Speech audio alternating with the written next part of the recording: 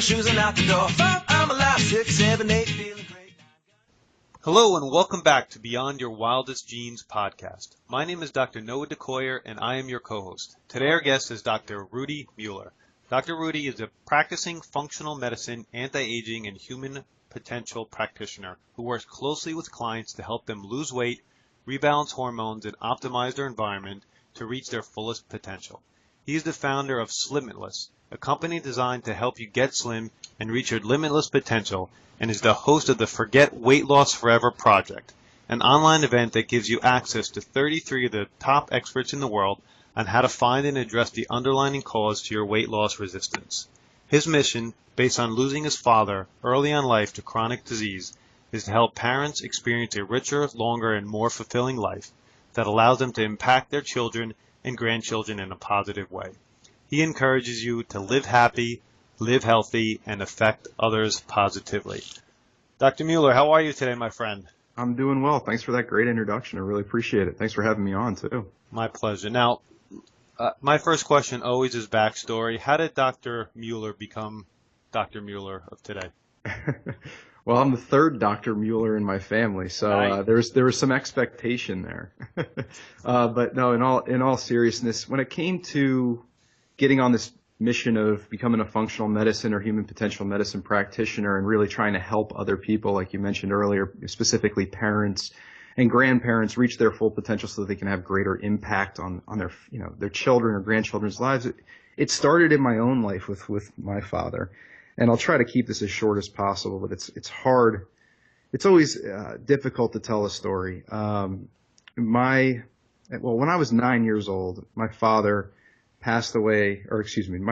experienced a stroke, and it really created a difficult time in his life and in my life. And he experienced the stroke because he was 5'9", 300 pounds overweight, and went down and tried to travel through these different paths to achieve health, and was met at each path with a closed door. I mean, he tried medications, he tried some alternative therapies, but nothing really ever worked for him. So his chronic conditions, which came from the obesity that he developed, ended up resulting in him having a stroke. And 3 to 4 years after that first stroke, the day after he and I were finally able to go out and have a catch together, he had another stroke. And that one permanently paralyzed his left side. And to make the long story short, he eventually ended up getting into a nursing home and passing away when I was a senior in high school. And through that entire process, I lost the ability to have a dad. I lost the ability of him to impact me. I lost the ability to have a quality catch with him or to go fishing or to do things. And he was always an athletic guy. And he was a professor of physical education and health. And, it's just, ironically, he was not healthy. He liked being active. He was an athletic guy, but he was not able to impact me in the way that I know that he wanted. So much so that, when he was in the nursing home, my mom and I came to visit him, and he didn't know that I was in the room. I was kind of sitting over on the other side, and I overheard him say to my mom, and to give a little bit of backstory, my dad was married once before, had 4 children, 2 of which were boys, and those boys were both mentally and physically handicapped and incapable of doing things. And, I was the product of this second marriage, and my dad said, when I was able, my sons were not. And when my son is able, I am not. And of course, my mom, barked at him and got into his face about there's more that you can do. But truthfully, I don't know that I ever got to experience my father and his full potential. And so fast forward to 2 years ago, or about 2 years ago, I had my first child. I had my son, Colton. And I just remember laying in bed looking at him and saying, that's not going to be the route that I'm headed down. And it completely switched my mind. I'd already been on the path of functional medicine, but it really started to say, I need to become the most optimal me that I can be so that I can affect him along the way. Does that make sense? Makes total sense. And you know my backstory where I lost my mother at a young age, so we Right. have that unfortunate similarity together. So I understand exactly where you're coming from. So that shaped who you are. That shapes where the route you took. I know that you see obesity, overweight, what are those underlying causes that are creating this phenomenon that we see today as being obese leading towards chronic disease? What are those underlying factors? Well, I think, it's a great question. There's a broad answer to it, but the big thing is that when somebody is carrying extra unhealthy fat on their body, they need to recognize that, number one, that that's a sign as well as a contributor to the development of further chronic diseases. I think that, with what we have as an underlying cause, if we go really large, really broad, what's creating this across multiple countries, multiple industrialized nations, it really comes down to the finances. It comes down to money. It comes down to greed. It comes down to misinformation. And so I don't want to dive too deep into that, but I mean, really, if you think about it, the big picture is that we have those major industries that are profiting from people being sick, industries that profit from making food toxic by adding man-made chemicals. We have companies that have literally patented life in seed form so that they can make profit off of growing foods, and they patent life by injecting different genetics into the seed. And we don't know the long-standing results of what's going to happen. I mean, we're living in a giant experiment. And think about the advertising that's on TV. I mean, you think about tobacco industries back in the day and what they accomplished to now that's switched from tobacco industries to pharmaceutical industries. I think we're like one of 2 countries that actually allowed direct-to-consumer advertising from the pharmaceutical industry. And according to the Huffington Post, 19 times more, the pharmaceutical company spends 19 times more on self-promotion than research. And when we realize that, when you see that, you need to take a step back and say, 19 times more. So for every million they're spending for every million they spend on research, they're spending $19 million on self-promotion. I mean, that's a big red flag right there. So I think that when we look at obesity from a large perspective, from a large expansive perspective across multiple countries, it's these industries that have created this trickle-down effect of where people's health are now. It's become normal for people to think that the foods that we get served at school lunch or what we were told in health class, 50 years ago, 40 years ago, 30 years ago is the norm, 8 to 9 or 9 to 11 servings of grains per day. And so this information that's being presented to us as fact, that's a problem, as well as just this indoctrination where we're continuing down that process of putting these recommendations into action. And then on top of that, having the pharmaceutical industry push more and more drugs that are about decreasing symptoms and not addressing the underlying cause. So I'd say that that's the big picture. Does that make sense? That makes absolute sense. And that is the big picture. It's all money. It's all greed. It's all information, toxins in our food, and even unfortunately the government pushing things like the food pyramid and my plate that are and the low fat push that are just totally wrong information that has made our country fat, that has made our country sick. So I couldn't agree more.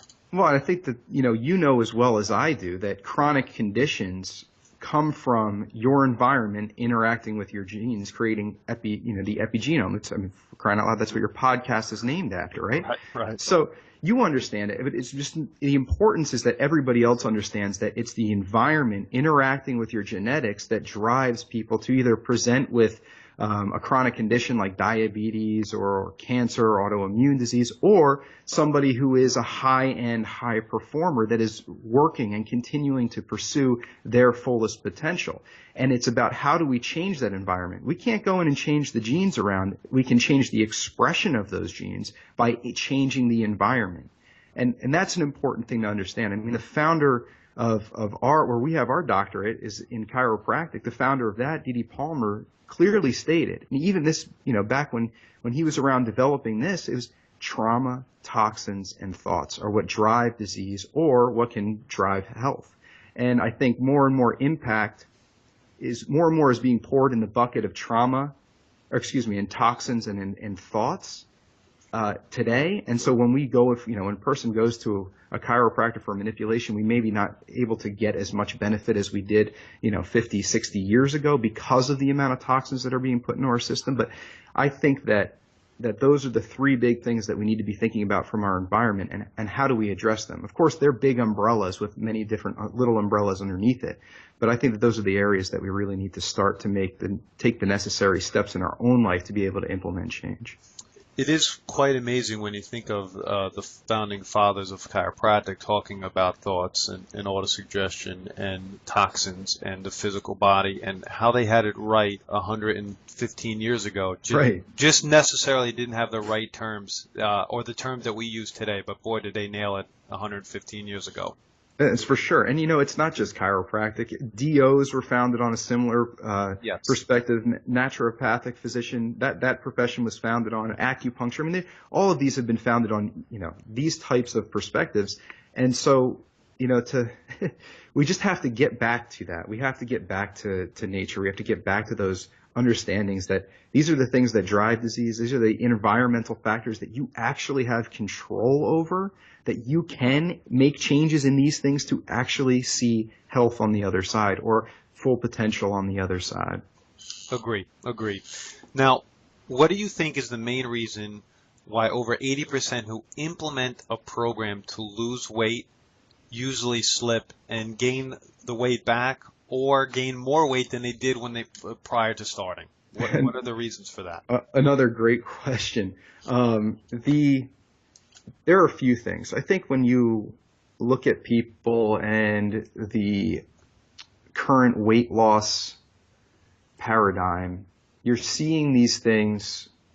Once again, we come back to marketing. We're seeing these things being marketed as 21-day or 30-day or 40-day fixes. And people have this end destination that in X amount of time, I will see X results. And they're not realizing that it's the complete journey to something, whatever that destination may be for them, whatever that why is for them, that is the important thing. In 21 days, it's a great start, but in the grand scheme of things, when it comes to a neurological programming perspective, 21 days is a drop in the bucket compared to the 30, 40, or 50 years of neurological programming that you have had into your habits, into your routine. So 21 days can be a very, very important step, but it's about, in my mind, from what I see, and I even changed the question now thinking about it, is what are the 20% do that succeed in maintaining the weight loss and maintaining that journey to reaching their full potential? And what do we need to focus on for them, or what do they focus on specifically that gets them there? It's that they have a very clear why, a clear reason for what they're going after. So you and I both connected to the fact that we lost parents early on in life to chronic conditions, whether it was cancer or whether it was cardiovascular issues. We have our why, and we want to be there and have a greater impact on more people. And I applaud you because you're doing that. You're out there. You've got this podcast going. You put on amazing summits. You're working on your next one. And so those are the pieces that your why is. You want to be able to help other people.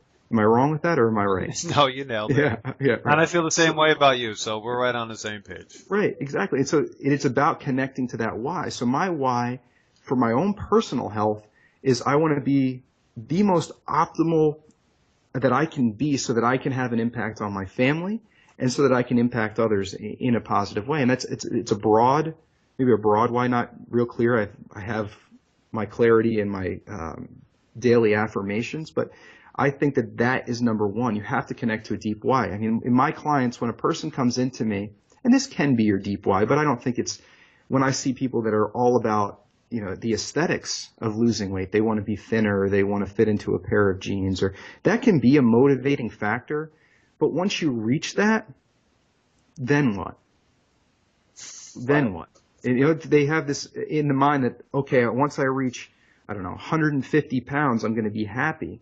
And, in this summit, Marcy Peters talks about this, and I loved it. It was the happiness trap. And it's this pursuit of an object or a pursuit of this state that you think, once I reach this, I'll be happy. Once I get this, I'll be happy. And not appreciating the journey that it takes to reach those things, and also that, you've got to connect to that deep understanding of what is the big picture vision of you. Why are you doing this? When you connect to that why, and it's you stated in your daily affirmations, which I think is a great tool, then you start to see, okay, this is how I move forward. This is when I reach those bumps in the road, when I reach those blocks, when I have a step back, or I do something that I maybe shouldn't have done, or I say I failed, I put that in air quotes, then you have something to connect back to. And I think number two, the other big thing that helps those 20% is that they connect with a community. They connect with people like themselves. They have a group of people around them that are there to support them. So once again, when they hit that block, when they reach that plateau, they're able to lean on others. They're able to get into a community and really start to say, okay, what have you tried? What have you done? What do you think will work? I found this to work, and really be able to connect. And that's one of the reasons, which if you sign up for the Forget Weight Loss Forever project, you'll get an invite to the Slim-It-Less You Facebook community. It's something that I just got started because I want people that are in this situation to connect with other people. Because, truthfully, Noah, just as well as I do, a 45, 50-year-old woman may not want to connect with a 30-year-old doc to understand what her current issues are in her life. And we may not be able to, I might not be able to understand what's going on in their life, but it's a matter of connecting with others so that you have that support on the back end. So I think those two big pieces are why 20% succeed when they attempt to go for weight loss and succeed in exceeding their potential. And then the other thing is really figuring out what the underlying causes are to their specific condition. And I call it my 3M approach, which is the metabolic mind match. So you're matching your mindset, which I believe to be the foundation, the why, the community. Those are the foundational pieces, but then start to look a little bit further downstream of what are the underlying causes to the way that you present. So what are those environmental things, the triggers that are interacting with your genetics that show that you have excess fat or to create chronic conditions? So what are the metabolic things that you need to address? And so I think that's really the three big reasons why when patients or clients that I see succeed long term, they're able to find and address those issues. I absolutely love how you took the 80% who fail and switched it to the 20% who succeed. Much more empowering way to look at that question and to look at weight loss, without a doubt. Yeah, I totally agree. It's about succeed. It's about what have these people done to really succeed, and not dwelling on this, word fail. We are so ingrained with that being a terrible word, that it's a bad word. You failed your test, or you failed that paper, or you failed that business venture. Look at Einstein. I got a picture of him in front of me. It's all relative, right? When it comes to failing, you need to realize that that's a step in the right direction, that it is one step. It's one thing that you can cross off your plate, or it's time to reevaluate. And that's what I think that all of these 21, 30 days, what they're good for is if you're able to connect with a community and realize that 21 days is not the end point. It's the reevaluation standpoint. Okay, what have I done over the last 21 days that I found very helpful to my goal and implementing into my life, because you're making lifestyle changes? And over the last 21 days, what have I done that I think may have hampered my ability to really get the most out of these 21 days? And then you start to become more plastic. You start to be able to mold and move these lifestyle interventions and start to figure out, okay, what are these small steps that I can take that are going to get me to reaching my full potential and guide me along this journey, that are going to accelerate it or add some fuel to the fire. Beautiful. Now, when I was a kid, I can remember watching TV, and it was an Entenmann's commercial, and a person was standing on a ledge, and that person screams out, "You can eat cake!" So somehow Entenmann's figured out a way to make a cake that had no fat in it. Right. So now it was the beginning of the no fat craze. Then a few years later, I'm in school and I read A Diet for a New America, and vegetarian is the way to go. Then Atkins hits the scene, and it is all about fat. It's about bacon, avocado, meat, and the confusion builds, changes, then it's the Western price diet and a primal diet, a paleo diet, which I happen to be a fan of, but it just keeps changing. 21-day challenges, 30-day challenges. Now, you've created, in my mind, what could be looked at as a solution to this problem. Now, you've worked very hard on a project. You mentioned it a little bit already. You mentioned Marcy Peters, who's great, who's a friend of mine who I've interviewed before. I'm on this project. Why don't you lay it on the line and tell our audience about what you put together and what's so great about what you're doing and what's going to be released very shortly in the next few weeks. Well, no pressure, huh? Yeah, I know. Well, to address the different diets that you spoke about, I mean, yes, you know why they worked for most people that tried them. Every one of those diets worked for most people that tried them. And I think it's because they remove things that are toxic to the body, and you change up the system. You change it up. You say, okay, well, we're not going to eat processed foods anymore, or we're not going to eat anything that has carbohydrates, sugar, or fruit, or anything. We're just going to completely switch. So you're going to see immediate changes. The question is the diet something that's sustainable to you as an individual? Just like each one of us has our own fingerprint, each one of us has our own genetics, each one of us has our own lifestyle. And if eating meat and doesn't work for you, and you want to do vegan and you want to try vegetarianism, go for it. Do it. I'm all about you trying something and implement it. Go all in with whatever you choose to try and see how it works for you. And if you're not getting the results that you want after 30 days, 60 days, a half a year, you're still having trouble, or you're having something else come up, realize that that's time for the reevaluation. And so with the project, it's not some specific diet that we're recommending. Now, do we favor maybe the ketogenic or the low carb, higher fat diet or the wild diet? Yes, because it's about getting away from processed food. It's about getting back to nature as much as possible. And, I really think that what we're able to do is start to really reveal the fact that these are the things that were implemented thousands or millions of years ago, depending on what you believe happened, whether it was evolution or if religion or if God created us, whatever that is for you. The fact is that the environment interacts with our genes, and that leads to our genetics being able to handle certain environments. And over thousands and maybe even millions of years, we were exposed to things like low-intensity movement with intermittent bouts of high-intensity activity. We were in contact with the ground, with the earth. We were exposed to the outdoors. We were breathing unpolluted air. We were exposing our eyes to natural light. We ate a diet that was in season, that was local, and it was high in probably fresh fruits and vegetables, nuts, seed, berries, which were probably all raw at that point. And portions of the diet were lean, wild game and fish, and we consumed most of the animal. We ate from nose to tail. We ate the organs. We ate the skeletal muscle. We maybe cooked the bones and extracted the nutrients from the broth. These foods were high in omega-3 fats. So, the project in and of itself is saying, okay, in today's modern world, how the heck do we get back to this type of setup? And what are the things in our environment that we are now exposed to that person, that ancestor, thousands of years ago was not exposed to?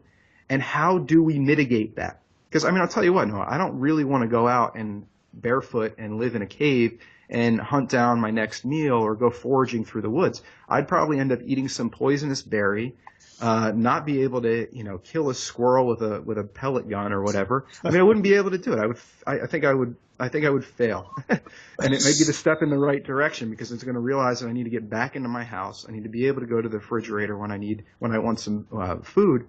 So really, it's about how do we start taking these concepts, the understanding that your genes interact with your environment and that it's been set up over thousands or millions of years to have these types of things exposed to those genes, and how do we start to make those changes today? And we have tracks, we have interviewers from New York Times bestsellers. We've got Abel James on there, who's the fat-burning man who just won I don't remember if it was ABC or NBC, but it's a diet show called My Diet is Better Than Yours. That's what it's called. And so, I mean, we've got him on there. We've got Ben Greenfield. You're on there. We've got some amazing people on the project that are teaching you how to do that, how to implement it. And then even more important, I think, from the foundational standpoint that I talked about earlier, is we've got probably about 5 to 10 different speakers who either their topic is devoted to or at least touch on the mindset. And how do you make effective change last? Because that's really that question that you asked me earlier about how do we get long-standing change. It's about figuring out how to make change last in your own life. And now you're learning from 5 to 10 different experts on what they do or what they recommend or how they've seen change in their own life. So, I mean, a brief synopsis is that, I called it the Forget Weight Loss Forever project because, yes, I wanted it to help people forget weight loss forever. I wanted them to forget the term weight loss because it's such a garbage term. It's not specific enough. And I want people to really get out of this project, strategies and tools that they can implement tomorrow, but that also help them address their specific underlying causes. And so that's the whole deal with the project. And it's my baby, right? So of course I totally have faith that this is, when you sign up for this project and you listen to some of these, you're going to want to own it because the quality information on there is blown away. It blew me away talking to some of these people. I mean, we've got people that are teaching you to do it yourself to all the way up to advanced topics that, I didn't know a whole heck of a lot going into, and these speakers just crushed it. Isn't it great when you're doing these summits and you're interviewing these extraordinary bright minds? It's just mind blowing. It's just a wonderful experience beyond everything else. It's just a great thing to be able to talk to these people, pick their brains, and then allow them to share that information with vast amounts of people. From a selfish perspective, it's amazing talking and connecting with people from all over the world. I mean, we had people from Africa, from Canada. One person was over in Europe. I mean, it just was really, really cool to connect with people. New Jersey. No, I'm kidding. Oh, yeah. New Jersey. From Bayonne, New Jersey. Oh, yeah. Oh, baby. Listen, the show notes will be, the link for your project will be in the show notes. It'll be blasted out their email list. So there will be ways for you guys who are listening today to sign up for this project. I can't encourage you enough to check it out, listen to it, purchase it, share it. I'll definitely share it. Share it with your friends and family. And that's what it's all about, is trying to get this message to catch steam and reach more people, reach more ears. So, I mean, if you share it, however you get it to other people's ears is the way. I mean, you're doing them a favor. You're doing yourself a favor because you're passing on this amazing information to more people. And, in the show notes, which I'll have set up by the time that this goes live, is on slimitless.com, which is the website. There will be a quiz set up which can help guide people through, specifically what their underlying cause is to why they're holding on to weight, if that's something that you're dealing with. And then it will show them after they complete the quiz, there will be a short video, and there will actually be a few pictures and talks that I recommend that will help them right now, so that they can get a little bit more keyed in on some areas they're going to be more beneficial to their fat loss type. So it's the fat loss type quiz. That's great. And how great is your name, the Slimitless? I mean, how great is that name? Isn't that awesome? That's a home run. Who came up with that? Your wife? It couldn't have been you. No, I did, man. I'm telling you. I was sitting in, I'll tell you, I mean, it was part of when my talk on the Forget Weight Loss Forever project is all about morning routines that are going to help you succeed. And I was doing my morning routine, and part of my morning routine is getting into this a sauna that I have. And I mean, I was pouring out sweat, and I don't know what it was. I was like, I'm trying to coming up with the name, and boom, out of nowhere, I'm like, Slim and Limitless. Slimitless. Boom. I tell you, I was floored. I jumped up and hit my head on the ceiling of the sauna. I was just, it was an awesome. I hope that puts a real great picture here. Hey, you know what? That's great. I'm looking forward to it. It was a blast being on it. It was a blast being interviewed. And I know a lot of the people that you have on the summit, like Marcy Peters. She's just fantastic. So I'm really stoked for it. Do you have any final words for our audience? No, I think that, checking that out is going to be a great step in the solution to you achieving your full potential, and that, just ask yourself this question when you're walking away from listening to this. Ask yourself this question: is the environment that you are in aligned with what we talked about earlier? And are you achieving your optimal self? And if the answer is no, then it can't hurt to start to learn more or learn different ways to address that environment than you currently are right now.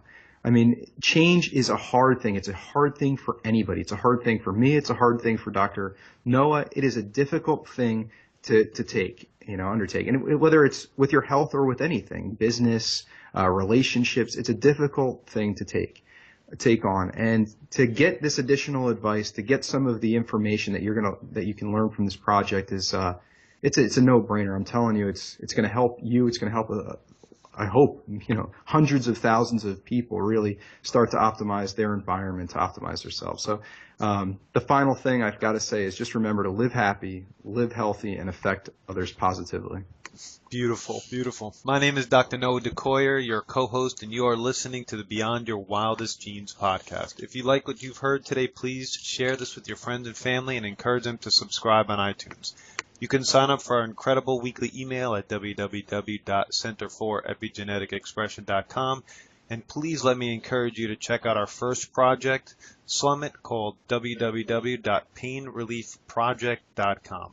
Lastly and importantly, please help us help you and leave us a review on iTunes. Thank you, and as my oldest son Hayden says, be awesome and never unawesome.